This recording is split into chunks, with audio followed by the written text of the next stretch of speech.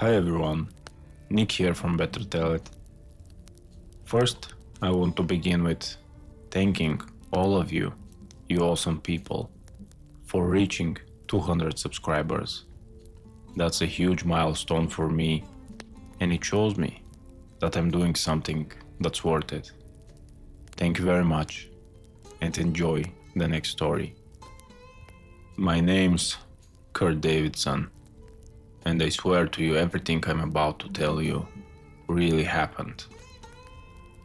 I'm not some campfire storyteller or YouTube creepypasta guy. I'm an IT specialist. I live in front of screens and servers, not in horror movies. My hobbies are basic: fixing old cars, taking them out on weekends, and trying to squeeze a few extra horses out of engines that should have died 10 years ago.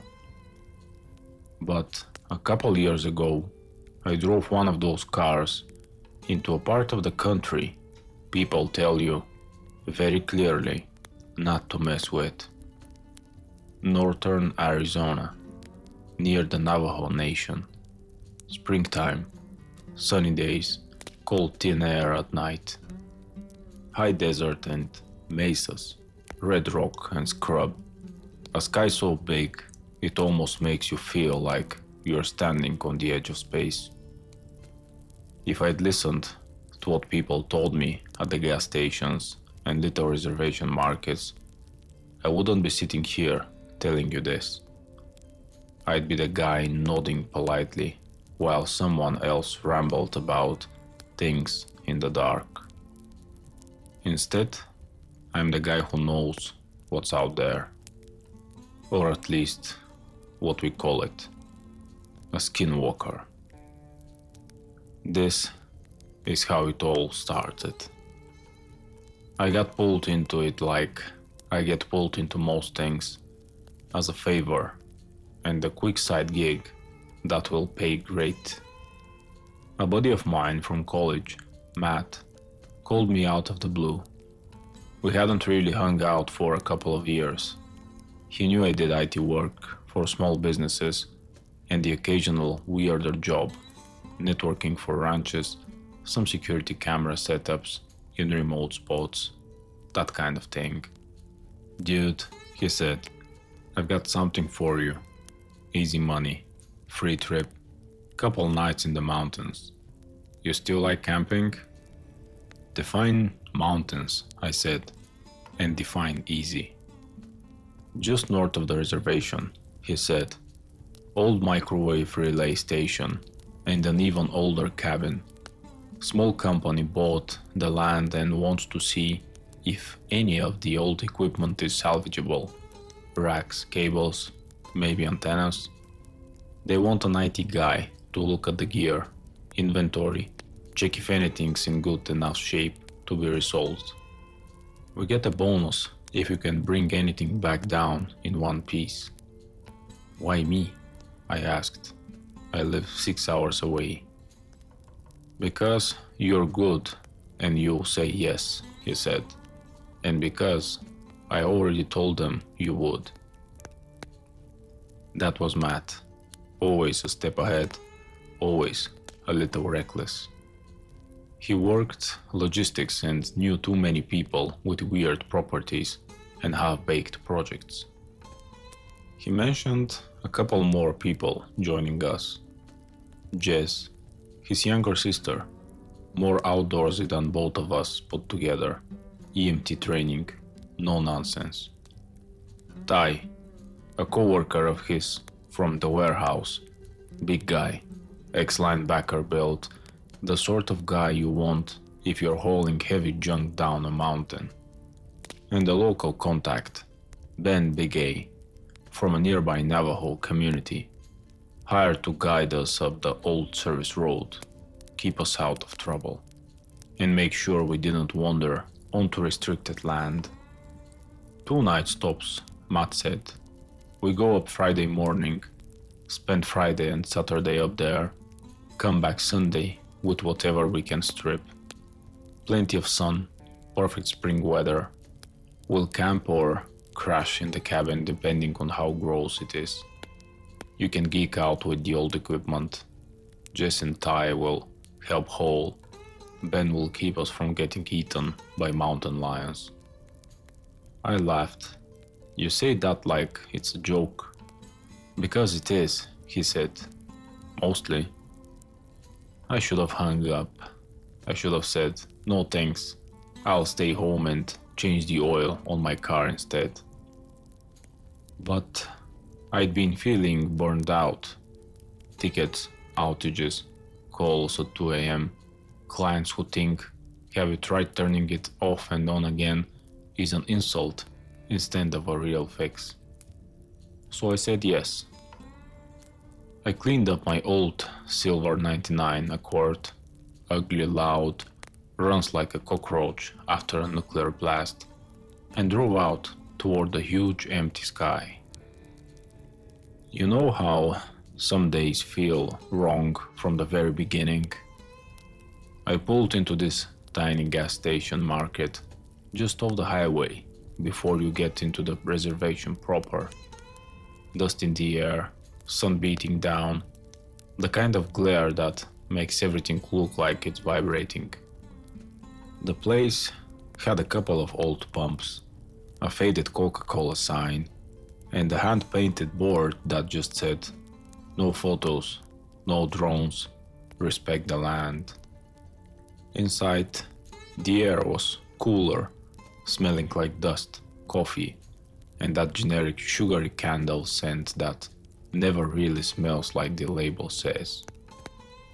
The lady at the counter was older, native, braided hair, dark eyes that looked like they'd seen absolutely everything and were tired of it.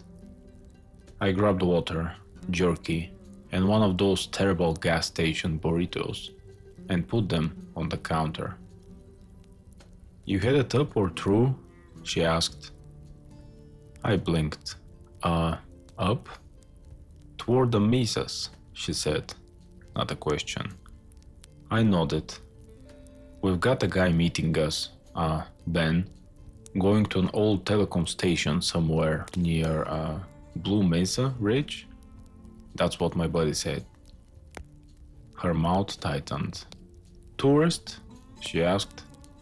"No," I said. "Work. IT stuff.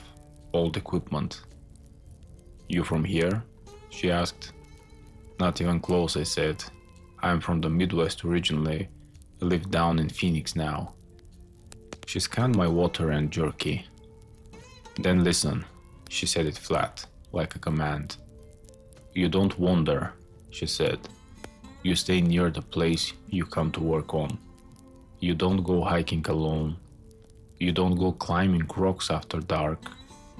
If you hear someone call your name from outside, where you can see," she paused, looked straight at me, "you don't answer."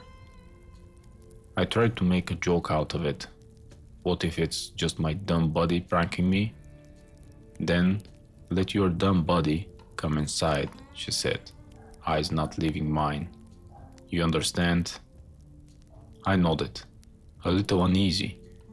"Yeah, I get it." She slid my stuff toward me. Last week some kids went joyriding up the old towers. Left their truck, came back on foot by morning. Said coyotes chased them off the road. But the tracks weren't right. She shrugged. People these days don't listen. Outside, as I pumped gas, I noticed the dust devils spinning out on the horizon. Thin, twisting ropes of dust dancing under the sun. No clouds, nothing but the huge blue and burnt earth. I told myself the warnings were just local superstition, a way to keep stupid tourists from wandering around sacred land. If I'd known what I was about to walk into, I would have turned the car around right then. Matt, Jess, and Ty were already waiting at the rendezvous point, an unmarked pull-off near gravel road that clawed its way toward the mesas. Matt's truck was jammed with camping gear, toolboxes, and a couple of empty server crates to haul equipment back in. Ben pulled up a few minutes later in a dusty Tacoma. He stepped out, nodded to us, and looked us over like he was assessing if we were already going to be trouble. He was mid-30s, lean, not tall but solid. Faded camo jacket, baseball cap, mirrored sunglasses. There was something steady about him, like he'd decided nothing in the world surprised him anymore. "You Kurt?" he asked. "That's me," I said, shaking his hand. "You work with the computers?" he said, not a question. "Yeah," I said, "network gear, servers, all that fun stuff." He jerked his chin toward the back of his truck. "Grab your stuff. Road's rough. Drive slow. Don't leave the trail. If I stop, you stop. Got it?" We got it.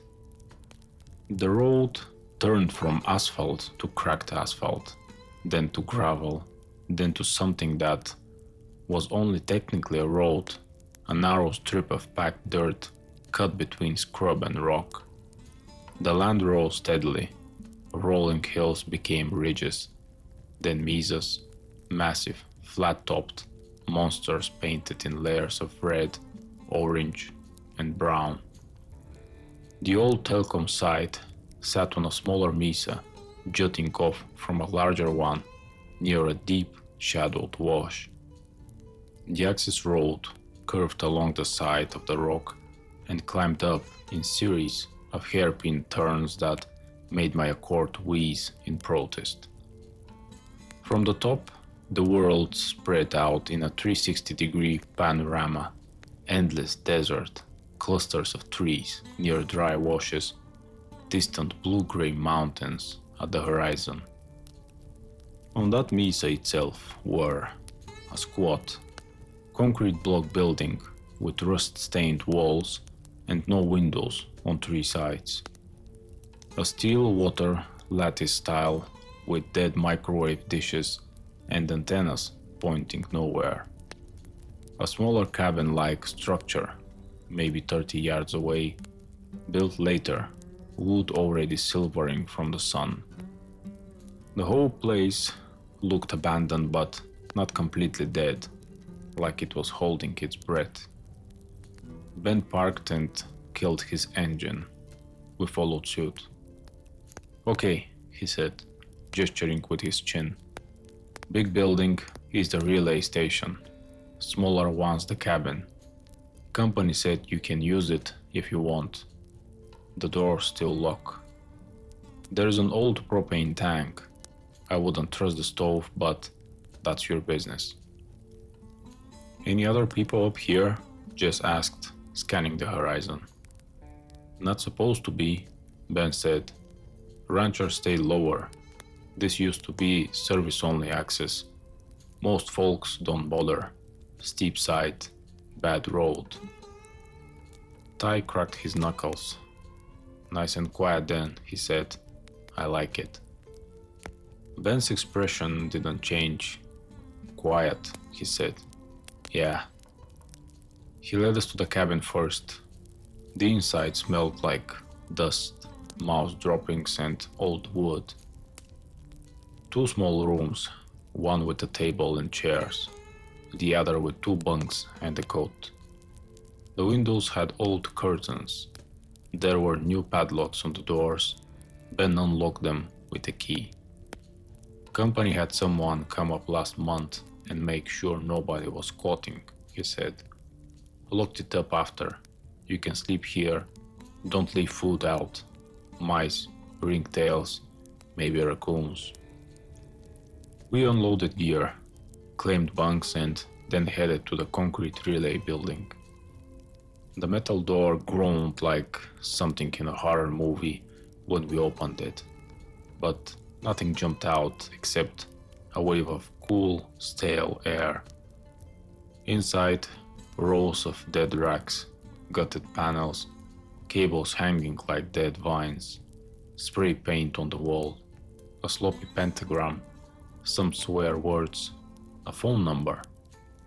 Drunk teenagers with nothing better to do. Look at this place, Ty whistled, like a tech graveyard. For you, I said, already pulling my phone out to take pictures. For me, this is a candy store. If the power's off, it's just junk, Jess said. Practical as always. Not to the right buyer, I said. Old industrial rack gear, legacy connectors, we can salvage chassis, rails, some of this copper, depends what's not fried. Ben stood near the doorway, arms crossed, gaze focused somewhere outside. You okay? I asked him. He shrugged. Fine. You don't like it up here? I asked. You grew up around here, right? Some places are fine, he said. Some you just go in, do the job, and leave. There was something in the way he said it that made the back of my neck prickle. We spent the afternoon cataloging. I took photos, wrote down labels, popped open panels. Jess and Ty moved smaller equipment to the cabin so we could sort and strip it later. Matt walked between us, clipboard in hand, doing his logistics thing. The sun shifted, throwing long shadows across the mesa. Heat bled out of the day, replaced by a chill that slid under my jacket. By the time we stopped to eat, the sky was blazing orange and pink, then deepening to purple. The desert does sunsets like nobody's business. We sat at the table in the cabin, eating canned chili and tortillas, warmed on a camping stove. Ben didn't say much. He ate, listened, and occasionally glanced at the window like he was making sure the world was still there. So, Matt said at one point, grinning, we gonna talk about the local spooky stuff? Or are we pretending this is just a normal work trip? Jess rolled her eyes. Don't start. What? Matt said. You can't tell me we're not all thinking about it. You grew up reading those Skinwalker stories on the internet too, right? Creepy threads, all caps warnings, don't say its name, all that. Ty laughed. Dude, I read one about a thing out in the woods that knocked on cabin doors and sounded like your mom. I slept with the lights on for a week. Ben's hand tightened on his fork. You shouldn't throw that word around, he said quietly. Matt sobered a bit. Sorry, man. I didn't mean disrespect, just, stories. Stories are not for you, Ben said. You want scary stuff? Watch movies. Read your internet. Don't drag real things into it. His tone shut everyone up for a second. I broke the silence before it got awkward. Hey, leave the guy alone. We're the idiot outsiders. He's the one that has to live here. Matt smirked. Yeah, fair. We finished eating, cleaned up and stepped outside. The last light had drained away. The sky above was a riot of stars, sharp and cold. The wind was picking up, tugging at the scrub, making the tower's dead dishes creak. Damn, Ty muttered. That's a lot of sky, man. Beautiful though, Jess said. That's when we heard it. A long, low, almost human sounding call echoing up from the dark wash below the mesa. If you've ever heard a coyote yipping, you know it's messy, chaotic, almost playful. This wasn't that. This was one long drawn out sound that started low, rose just a bit, then cut off like someone closed the door on it. It made the skin on my arms crawl. What the hell was that? Ty asked. Coyote? Matt said, but he didn't sound convinced. Coyotes don't sound like that, Ben said. He was standing completely still, head tilted slightly, eyes fixed on the direction the sound had come from. Then what was it? I asked. Could be a dog, he said. Could be someone's livestock. Could be kids messing around. Doesn't matter. We stay close to the cabin after dark. That's what matters. We all agreed pretty fast. We checked the locks on the cabin. The padlocks worked. The door latch inside was solid, heavy. The windows weren't great, but they closed and had actual latches, which was more than I expected out of a place like this. We set up sleeping bags on the bunks and cot. Ben unrolled his on the floor near the door. You sure? I asked. You can take the cot. He shook his head. It's fine. We killed the lantern, leaving just a small LED on the table. Shadows climbed the walls. The wind outside picked up more, making the cabin creak. At first, everything was normal. Little noises, people shifting in their sleeping bags. Jess's calm, steady breathing. Ty snored like a chainsaw for a while, until everyone threatened to smother him with a pillow and he turned on his side. I must have drifted in and out of sleep, because the next sound I remember was my own name. Soft, right outside the cabin. Kurt. I froze. It sounded like Jess. Not exactly. Like Jess speaking through a fan or through cloth. A little muffled, a little wrong. But if you'd played it for me out of context, I would have said, that's Jess.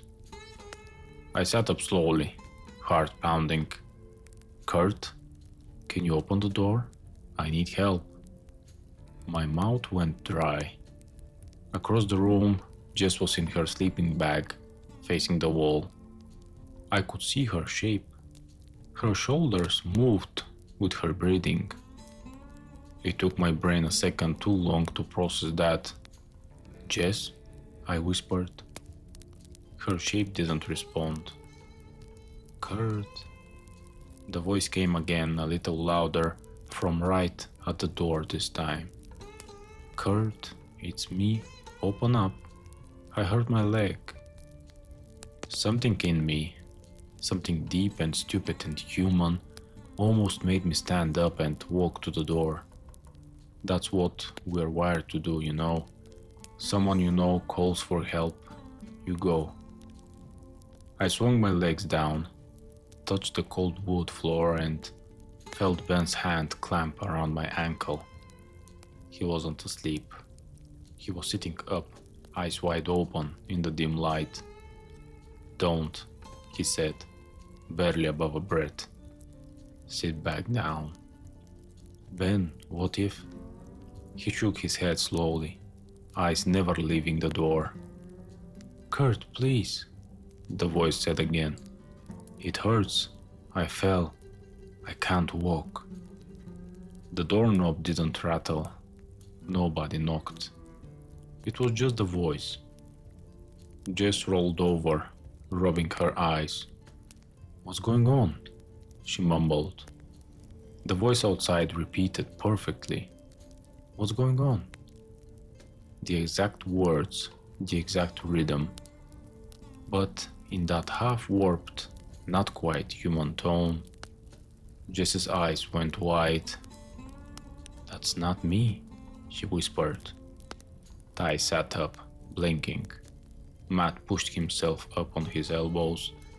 For a moment, all five of us sat there in a small dusty cabin, in the middle of nowhere, listening. Kurt, come on, Don't be a jerk. Open the door. It was so close I could almost feel breath on the wood. Ben stood up slowly.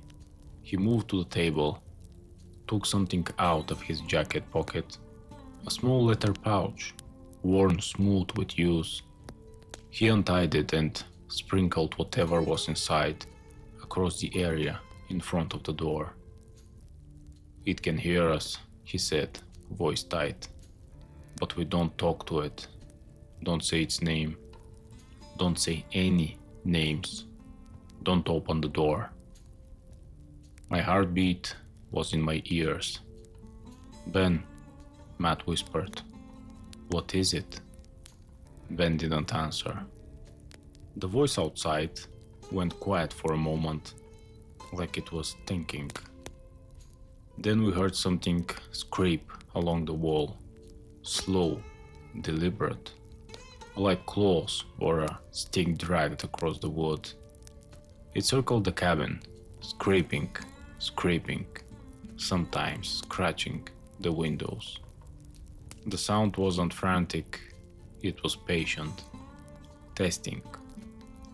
At one point, it stopped on the far wall, right behind my bunk.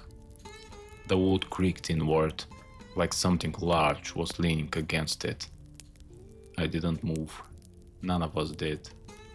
We sat there in that dim little room, clutching our blankets and watching the door, while whatever was outside circled us like a shark around the boat. Every so often, it tried a different voice. Jess, then Matt, then a high, strained voice that sounded like a child. I didn't recognize that one. Please, it said in that too thin child voice. Please, let me in. I'm scared. Jess pressed her fist around her mouth. Ty whispered a shaky stream of curses under his breath. Finally, after what felt like an hour but was probably 15 minutes, the scratching stopped. The air outside felt heavier somehow, pressing on the walls. Then, very slowly, we heard footsteps moving away, gravel crunching softly. Silence. It should have been a relief. It wasn't. The silence was worse. It meant whatever was out there had decided on something. Don't move, Ben said.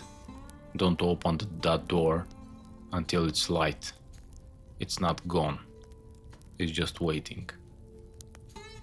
Nobody argued. We didn't sleep much that night.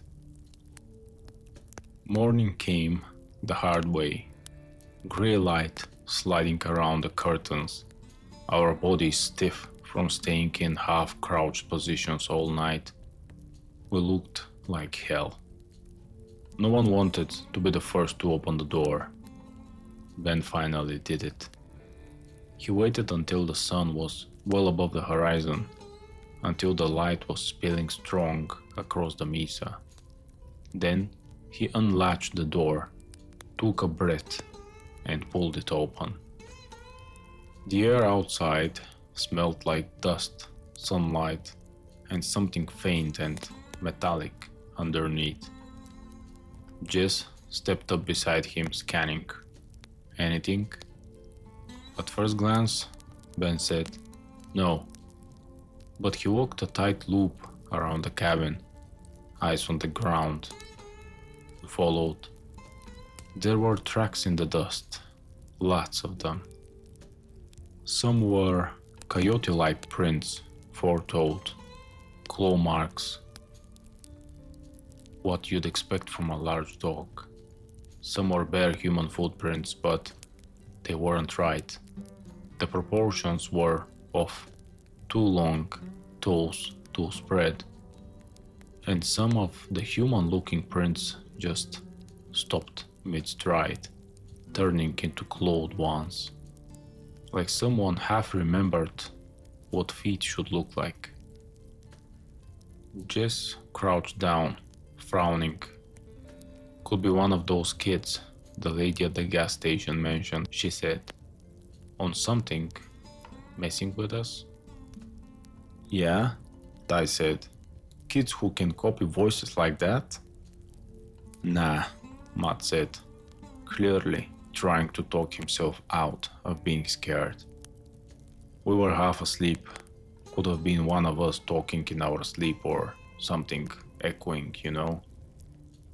That's not how echo works, I said. He shrugged helplessly. Ben didn't say anything, but his jaw was tight. I want to see something, he said eventually. He walked down the cabin in a wider circle, then walked over toward the edge of the mesa, near the relay building. The tracks went that way too.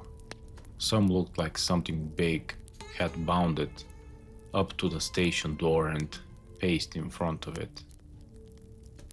The relay building's metal door was closed, but scratched into the paint, long and deep, were 4 fresh gouges.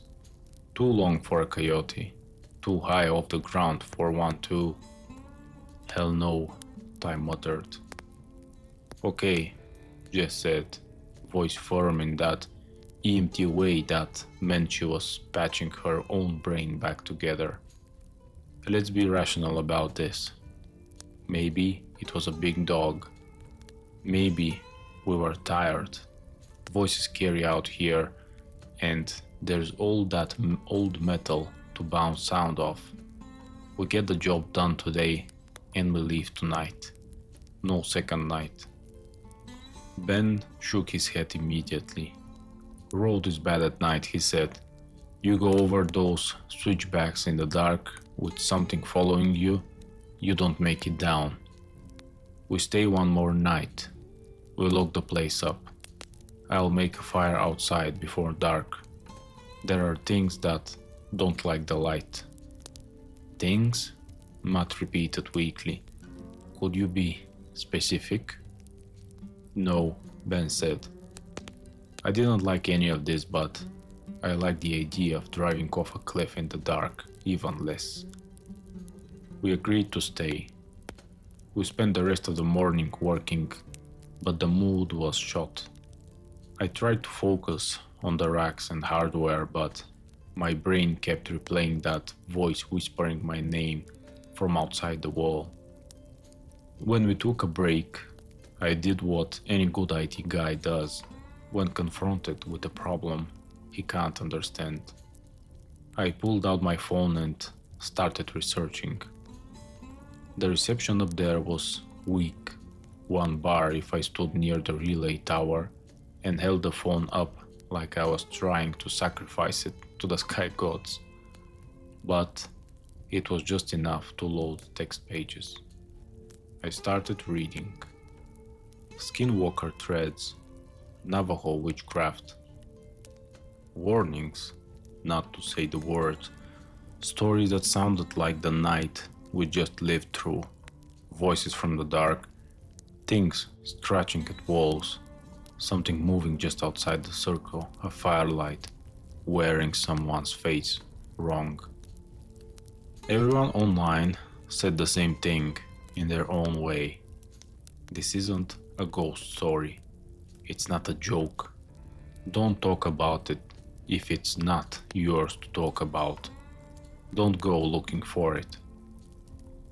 I read about how they can mimic voices, take animal forms, how they're tied to cursed rituals, to people who break every taboo there is, how once they know you, once you notice them, they don't just stop.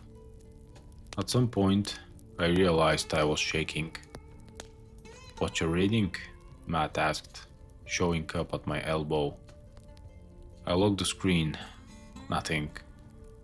Dude, he said, you're about as subtle as a car alarm. You're reading Skinwalker threads, aren't you? You're the one who brought them up, I said. Yeah, when it was silly funny, he said. Last night kind of killed the vibe. Do you think it was one? I asked quietly. He hesitated. I think we're way out here on someone else's land. We don't really know the rules, and we heard some very messed up stuff. That's as far as I'm willing to define it. Helpful, I muttered. By mid-afternoon, we'd done as much as we were going to do.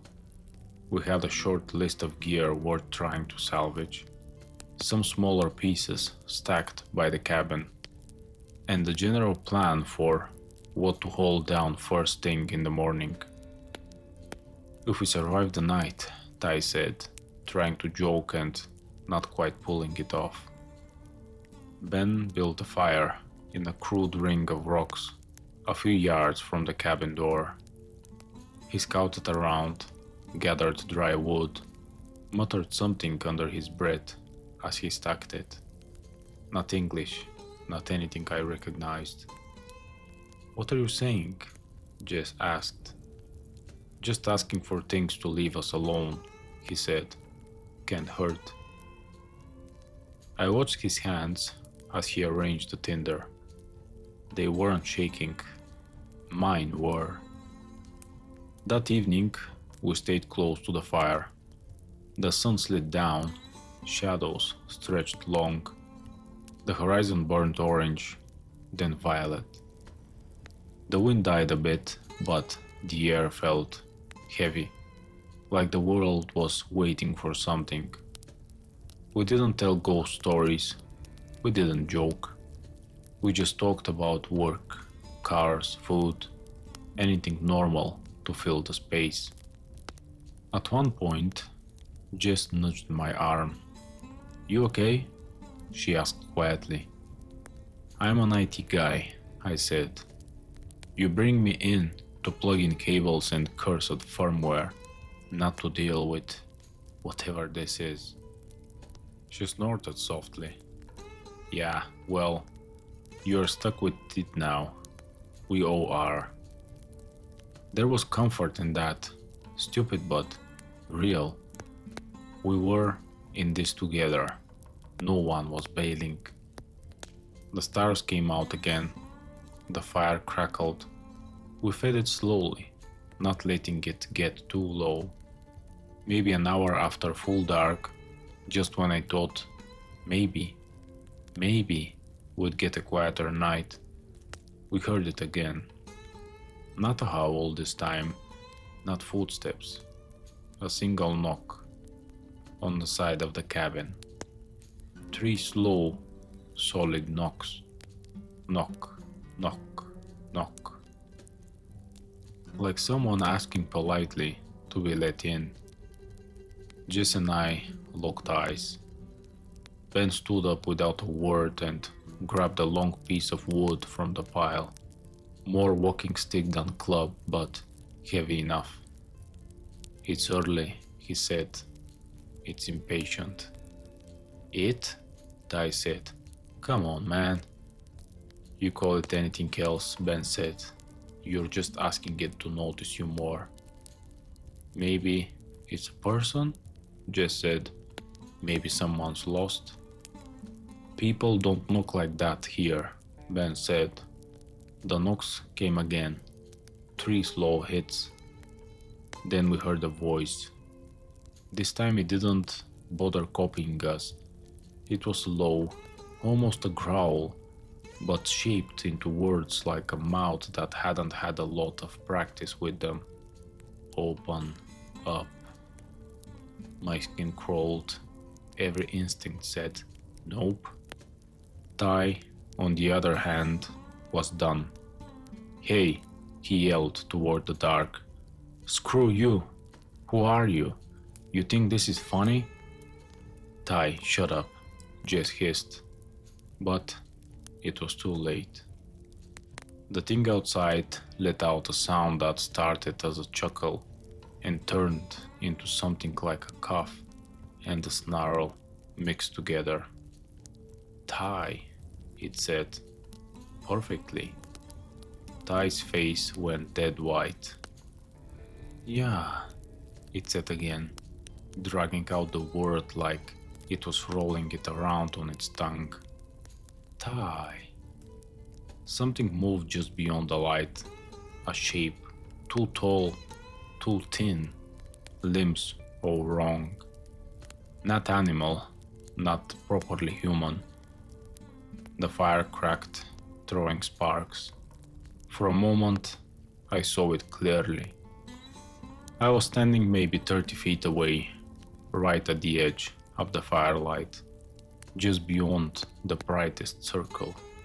It looked like a man who'd been stretched and folded wrong. Long arms, long fingers, too many joints bending the wrong way. Its skin looked like it was hanging off it, like a loose coat one size too big.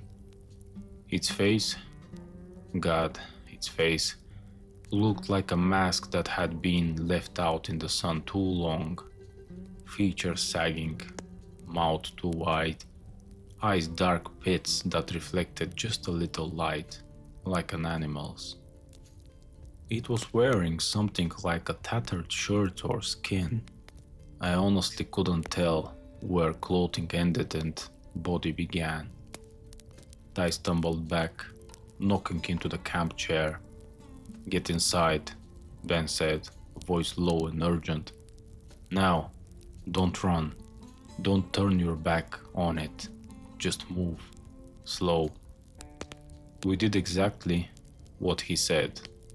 We kept the fire between us and it as long as we could, backing toward the cabin door. It tilted its head, following us with those pit eyes. Inside, Ben repeated. We reached the cabin. Ben got the door open, shoved us inside, one by one. I was last. As I stepped through, the thing took one slow step toward us. Its mouth stretched into something like a grin. Kurt, it whispered, just loud enough for me to hear. My voice, perfect copy. I slammed the door and locked it. This is the part I hate talking about, the part I replay at night when my brain decides to torture me. We hadn't planned to stay a third day, but by the time the sun rose after the second night, the decision had been made for us, because we were missing someone. It didn't happen in some flashy horror movie way. No window shattering, no dramatic drag marks across the floor, no screaming. That almost makes it worse. After we'd retreated inside from the fire and that thing, we'd huddled in the cabin, listening. It paced for a while. We heard footsteps clawing, that ugly, fake laughter. It tried voices again, Matt's, Jess's, mine. Sometimes more than one at once, overlapping. At some point, Ty had enough. He put in earbuds and blasted music, so he wouldn't have to hear it. He stretched out on the bunk closest to the wall, muttered, "Wake me when it's over," and pulled a blanket over his head. The rest of us stayed awake. I know Jess did. I heard her breathing change every time the thing outside made a new noise. I know Matt did, because he kept whispering useless logistics like, "Okay, if we make a run for the trucks at dawn, we can be on the road by," and then cutting off, because there was no plan that fixed any of this. Ben never lay down. He sat on a chair near the door, the little leather pouch on the table in front of him, lips moving silently from time to time. Around, I don't know, 3, 4 in the morning, I must have dozed off. Not full sleep, but that awful half-dreaming state where everything is smeared at the edges. The next thing I remember clearly, is Jess shaking my shoulder. "Kurt," she whispered. "Wake up. Something's wrong." The room was grey-blue with pre-dawn light. My neck hurt. My mouth tasted like dust. Matt was sitting on the floor, back against the wall. He had tipped back, eyes closed. Ben was still in the chair, eyes open, looking drawn but alert. "What's wrong?" I croaked. Jess looked at the bunk where Ty had been. It was empty. His sleeping bag was half on the floor, as if he'd gotten up in a hurry. His boots were gone. The blanket was crumpled near the wall. "Ty?" I called softly. No answer. "Maybe the dude just went to take a leak," Matt said, rubbing his eyes. "Big guy, big bladder, early morning business, you know." "Without telling anyone?" Jess snapped. "After that?" "He's not that stupid," I said. Then I remembered who we were talking about. Well, usually. Ben was already up, walking toward the door. "Wait," I said. "If that thing—" "I'm not walking out blind," he said. "It's dawn. That's our best chance. Stay behind me." We opened the door. Cold air hit my face. The sky was a pale wash of color, sun only just brushing the horizon. Long shadows stretched across the mesa. The fire had burned down to embers. The ring of rocks was scattered, like something had kicked them. There were more tracks in the dirt, those same human, not human prints, and clawed ones, crossing and overlapping. No Ty. We started calling his name, not loud at first, then louder. "Ty, hey man, enough with that joke." There was no answer, only the wind. Behind the cabin, near the edge of the mesa, where the access road started its descent, we found something. Ty's left boot, lying on its side in the dirt. No blood, no drag marks, just the boot, like he'd stepped out of it mid-stride. My stomach dropped. "We have to follow his tracks," Jess said immediately. "He might be hurt, he might be in shock. Maybe that thing spooked him and he ran and we follow him right into its arms," Ben said. "That's what it wants." Jess rounded on him. "We can't just leave him." "I'm not saying we leave him," Ben said. "I'm saying we don't run blind. Look." He pointed at the ground. There were footprints leading away from the cabin. Big ones, Ty's size, unmistakable. They moved in a straight line toward the access road. Then, 10 feet later, they stopped. Not faded out, not overlapped by others. Stopped. In their place, slightly to the side, were those other prints, the weird, stretched bare feet, then claws, then nothing. Like something had picked him up. Jess swore under her breath, sinking into a crouch, hands pressed to her mouth. Matt looked like someone had unplugged him. "This isn't happening," he kept murmuring. This is some screwed up prank, that's all. He's gonna jump out any second and..." "Matt," I said, "look at the ground. This isn't a prank." Ben knelt near the prints, staring at them with an expression I didn't like. "Sometimes," he said quietly, "it doesn't just scare people. Sometimes it takes them. If you find them again, they're never right." "What does that mean?" Jess demanded. "Not right? How?" He didn't answer. "We're going after him," she said. "Right now. I'm not leaving my brother's friend up here. I don't care what stories people tell." She started walking toward the edge where the prince stopped. "Jess," I said, grabbing her arm. "If it can take a guy the size of Ty without us hearing a damn thing, what do you think it can do to you alone?" "I'm not alone," she snapped. "I've got you idiots." "She's right about that part," Matt said weakly. Ben stood up. He looked 10 years older than he had the previous morning. "You want to go?" he said. "Then we all go. We stay together. We take what we can use." He went back to his truck and popped open a locked toolbox in the back. Inside were a hunting rifle, a shotgun, and a handgun, all neatly secured. "You brought guns?" Matt said, a little hysterically. "You going to complain about that now?" Ben asked. Matt shut up. Ben handed the rifle to Jess. She handled it like she'd done it before, kept the shotgun for himself, and gave the handgun to me. "I'm not exactly a gun guy," I said. "Don't point it at anything you don't want dead," he said. "If you have to shoot, you shoot center mass. It might not do much, but it's better than nothing." Matt took a crowbar from the truck. I grabbed the longest wrench from my car's tool roll. Stupid, I know, but it felt better than empty hands.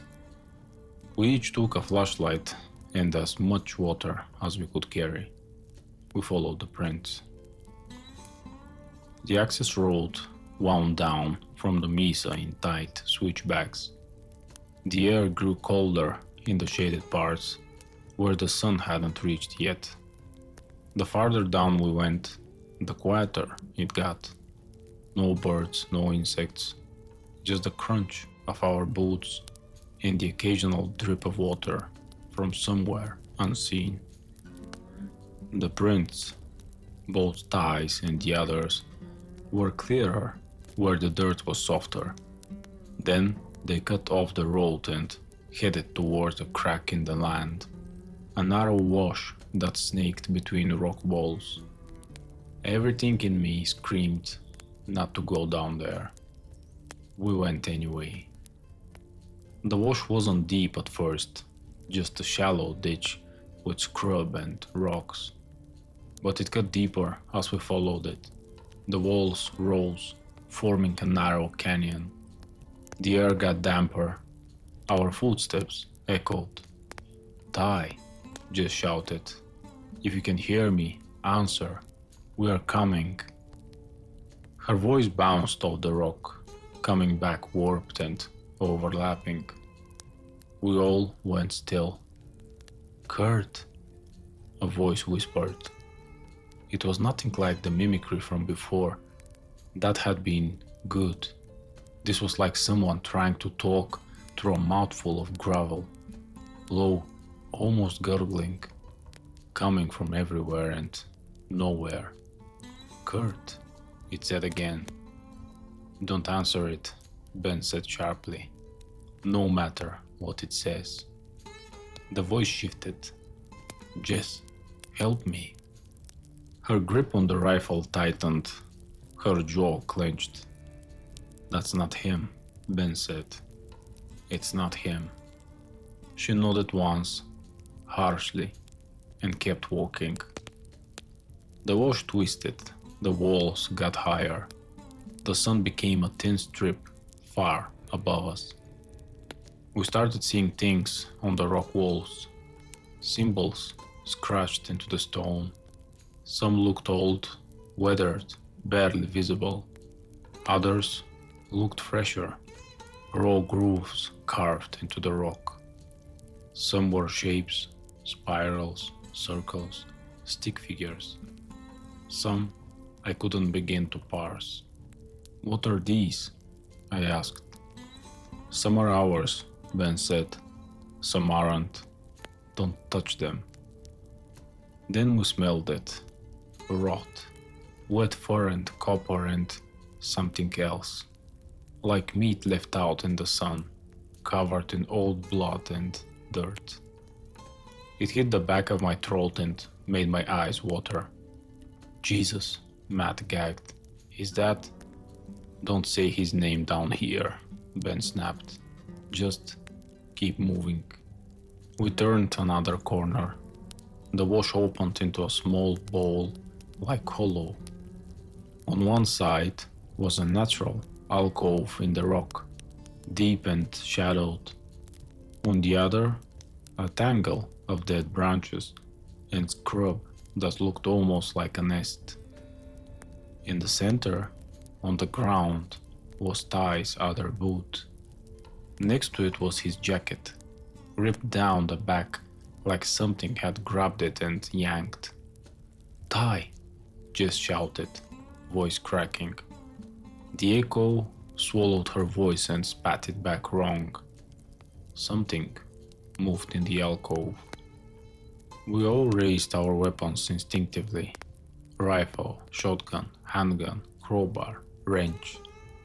It felt absurd and completely inadequate at the same time. At first, I thought I was looking at an animal den.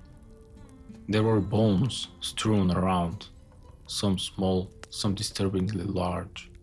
Scraps of fabric, something that might have been a piece of plastic or might have been something else entirely. Then it stepped out of the shadow. It was taller than I'd seen it before, easily 7 feet if it straightened fully. It moved like it had too many joints, unfolding from the alcove in one smooth, horrible motion. Its skin hung off it in patches, like it had thrown on pieces of other people as a coat and not bothered to sew it up right. I could see patches of fur underneath. Its face... I still don't have the right words. Imagine if someone took a human face, stretched it over something else's skull, and didn't line up the holes right. The eyes were too far apart, the mouth too wide, the nose the wrong shape entirely. And behind that, something darker, like it was wearing the face as a mask rather than owning it. Its hands ended in long yellowish claws. One arm had torn fabric hanging from it. Ty's jacket sleeve. Ty, Jess whispered, like her brain refused to let go of the idea he might still walk out of that alcove. The thing tilted its head, just like it had the night before. Then it smiled. "Jess," it said. Perfect. Her own voice. She flinched like she'd been slapped. "Back away," Ben said, voice steady but tight. "Slowly. Don't turn around. Don't run." I think the plan was to get out of there, to backtrack, to try a different angle. The thing had other ideas. It moved. 1 second it was standing by the alcove. The next, it was halfway across the hollow in a blur of 2 long limbs and jerky speed, like someone had hit fast forward on a broken puppet. Ben fired the shotgun. The blast echoed off the rock walls, deafening. The thing jerked, stumbled, let out a scream that didn't sound like anything an animal or a human should ever make. High and low at the same time, layered voices tearing out of one throat. Just fired the rifle. I fired the handgun, not even sure if I was hitting anything. Rocks exploded near its feet. Dust filled the air. It kept moving. It didn't move like something with bones.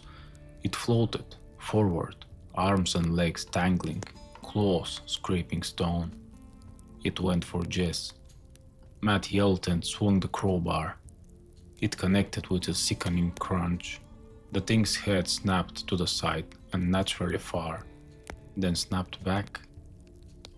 Then one of its arms shot out, grabbed Matt by the chest, and lifted him off the ground like a doll. He screamed, not a "this hurts" scream, a "this is the end" scream. The thing's other hand reached for him like it was going to pull him apart. Jess didn't think. She stepped forward, put the barrel of the rifle almost against its arm, and fired. The arm blew apart, not like in movies. There was no slow motion, gore spray. There was just a wet explosion of meat and something dark, thick and foul, splattering against the rock. The thing screamed again and dropped Matt. He hit the ground hard, gasping.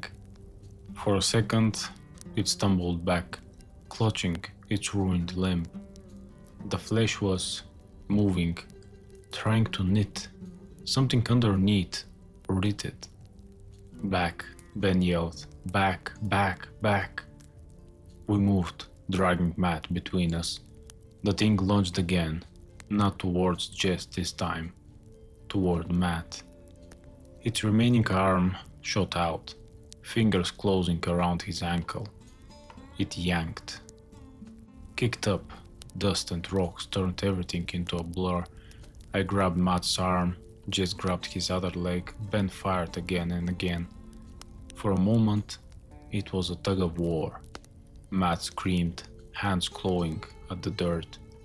The thing pulled with silent, unnatural strength, dragging him a foot, 2, 3 toward the alcove. Let him go, Jess screamed, voice ragged.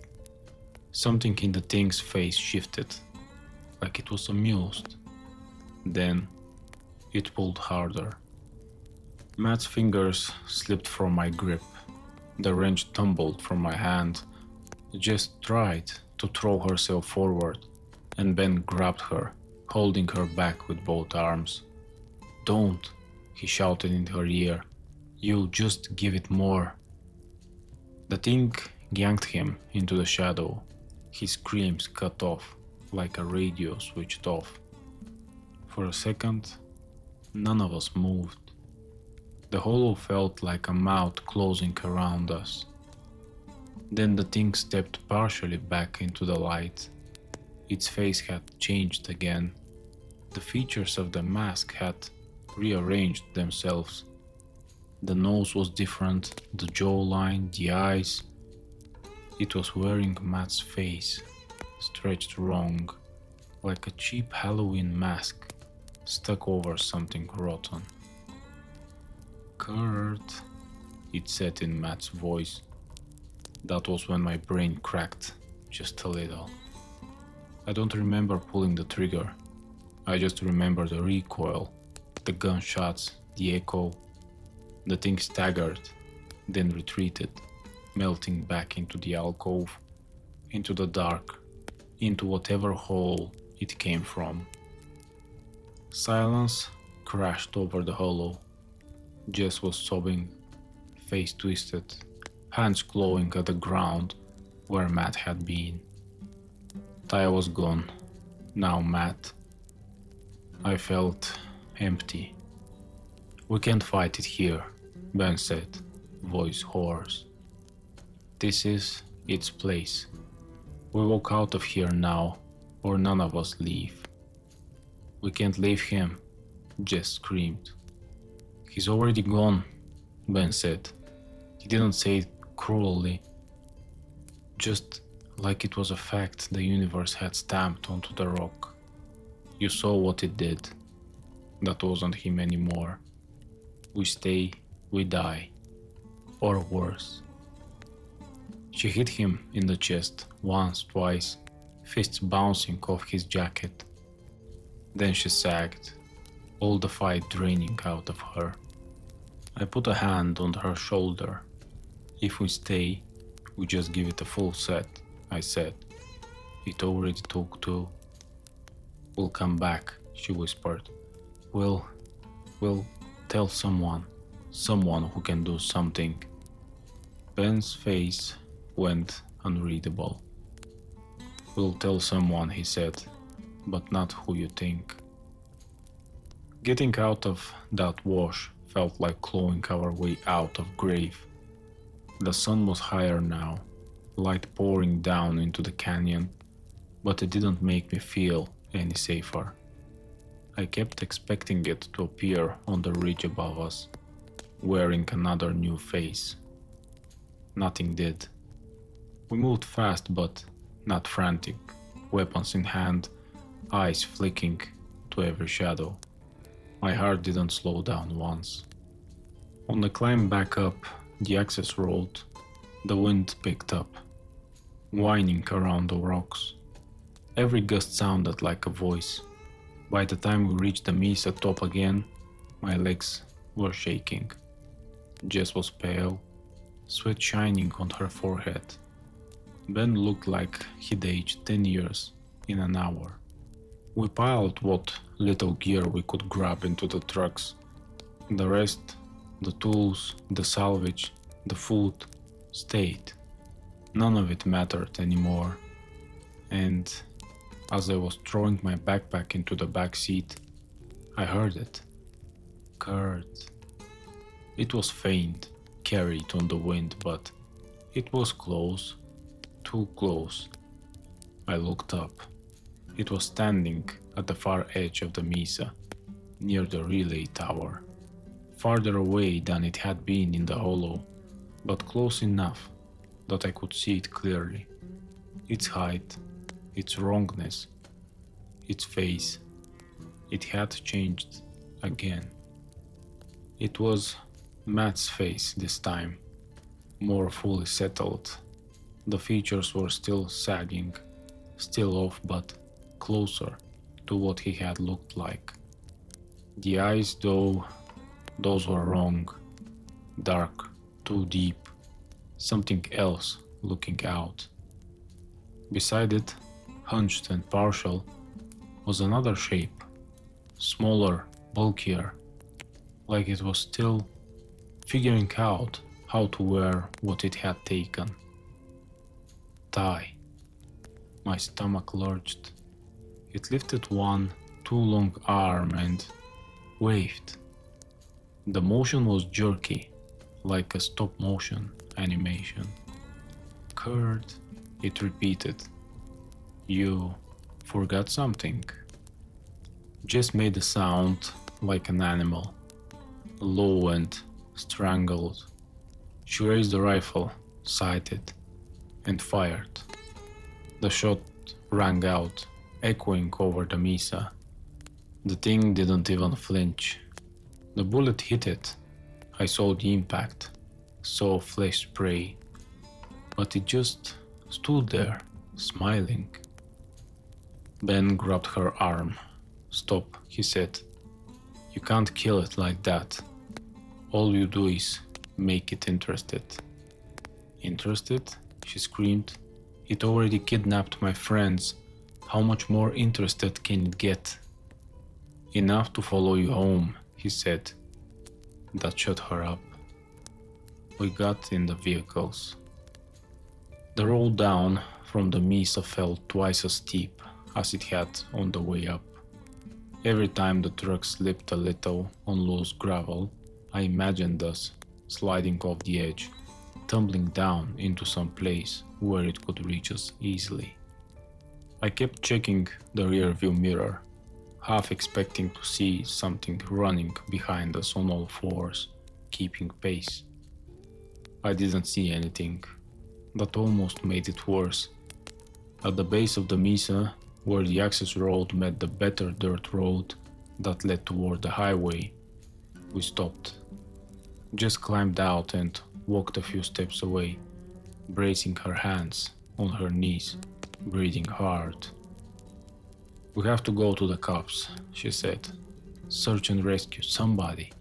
We can't just... Tell them what? Ben asked quietly, standing beside her. That a witch out of our worst stories dragged your friends away in front of you and wore their faces around? Call it an animal attack, I said hollowly. People go missing out here, right? We say we were attacked by something. We barely got away. They send people, they find something, maybe pieces, my brain added helpfully. Bones in the wash, faces where they shouldn't be. And if they go into that hollow unprepared, Ben said, if they walk right into its place, you want to send more people into its mouth? Jess squeezed her eyes shut. So what? We just pretend nothing happened? She whispered. No, Ben said. We tell the right people. My people. There are ways we deal with things like this. Ceremonies, protections. We try to keep it from walking freely. But you don't say its name again. You don't talk about this in public. You don't go posting it online for creeps to get off on. Too late for that, I said bitterly. The internet's full of this crap already. He looked at me then, really looked at me. And how many of them sound like this? He asked. The real ones don't get told. I didn't have an answer for that. We made it back to the highway without seeing it again. At the gas station, where I'd gotten the warnings, we stopped.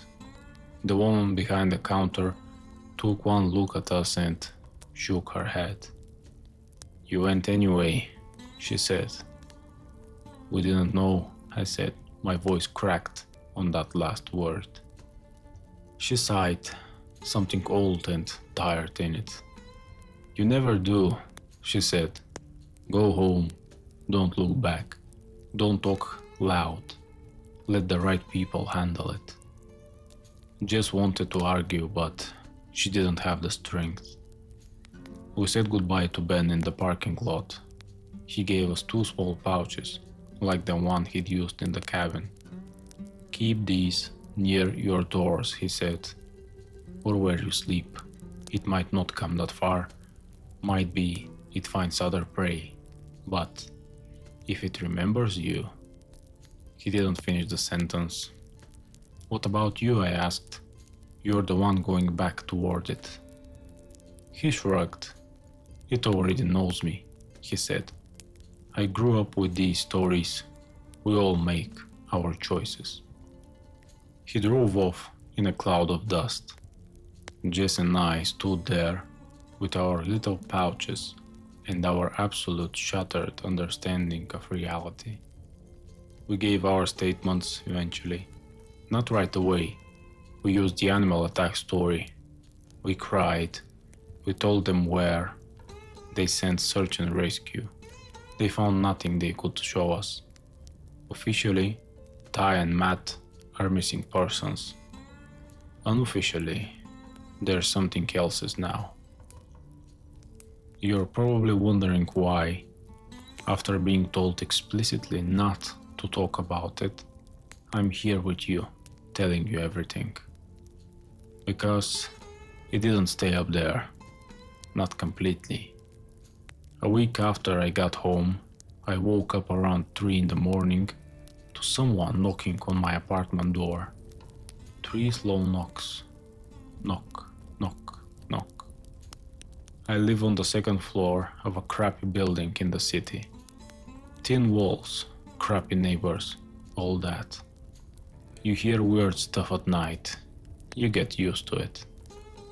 But this wasn't the usual drunk yelling or someone slamming a door. This was careful. I got out of bed, heart already pounding. I walked to the door as quietly as I could and looked through the peephole. Empty hallway, no one there. The hair on the back of my neck stood up. Then, right by my ear, on the inside of the door, inches from my face, I heard a voice. Kurt, it whispered. You gonna let me in this time? It sounded like Matt. Perfectly. I stumbled back so hard I hit the opposite wall. The little leather pouch Ben had given me was nailed above the door frame. I stared at it like it was the only thing keeping the universe from collapsing. There were no more knocks, no more voices. After a minute, I found my courage long enough to look through the peephole again. Empty hallway. The next night, nothing happened. The night after that, I heard scratching on my bedroom window, a second floor window, facing a narrow alley. When I pulled the curtain back just a crack, something moved out of view too fast to see properly. I nailed another pouch above that window. Since then, it's been quiet, mostly. Sometimes, when I'm in a parking garage late at night, I hear footsteps echoing behind me that don't match my pace. Sometimes, at 3 in the morning, my phone buzzes with a call from an unknown number, and when I answer, there's nothing but breathing on the other end. I don't answer those anymore. I changed my number, I changed my job, I stopped going camping. I sold my old Accord and bought something generic, something that doesn't stand out. I moved once. The pouches are still above my doors and windows. You asked me earlier why I don't like being out in the dark anymore, why I flinch when someone knocks unexpectedly, why I don't laugh when people tell Skinwalker stories like they're just another monster of the week. This is why. I'm telling you this because you're my friend and you asked, and I'm tired of carrying it alone. I'm telling you this because you said you are planning a big spring camping trip out in the four corners of the grid, where the stars are pretty and the land is cheap and nobody bothers you. Listen to me carefully. Don't go up there thinking it's a game. Don't whistle at night. Don't wonder. Don't answer when something calls your name from outside the circle of light. And if you hear 3 slow knocks on your door after midnight, and the voice you love asks you to let them in, don't, because sometimes the missing don't come back, and sometimes they do, but it's not them anymore.